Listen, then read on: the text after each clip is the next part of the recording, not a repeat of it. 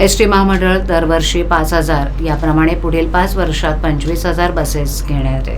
सन 2025-26 पासून उर्वरित 20,000 बसेस या पर्यावरणपूरक अशा CNG आणि LNG सारख्या इंधनाबरोबरच डिझेल इंधन हायब्रिड करून चालणाऱ्या असतील.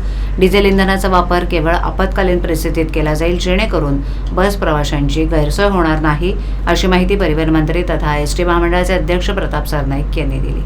ते पर्यावरणपूरक इंधनाच्या संदर्भात बोलावलेल्या एसटी अधिकारी आणि संबंधित इंधन पुरवठादार संस्थांच्या बैठकीमध्ये बोलत होते.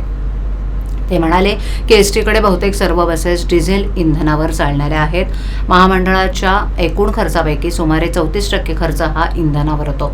दररोज सुमारे 10,70,000 लिटर इतकं डिझेल लागतं. वर्षाला सुमारे 34,000 कोटी रुपये इंधनावर खर्च होतात. भविष्यात डिझेल इंधनाची उपलब्धता आणि वारंवार होणारा दरातील बदल लक्षात घेता पर्यायी इंधन वापरणं आवश्यक आहे. CNG आणि LNG हे पर्यायी इंधन प्रकार तुलनेनं डिझेलपेक्षा स्वस्त असून पर्यावरणपूरक देखील आहेत. तसंच या इंधनाची कार्यक्षमता चांगली असल्यानं बस प्रति लिटर 5.55 किलोमीटर अंतर कापते.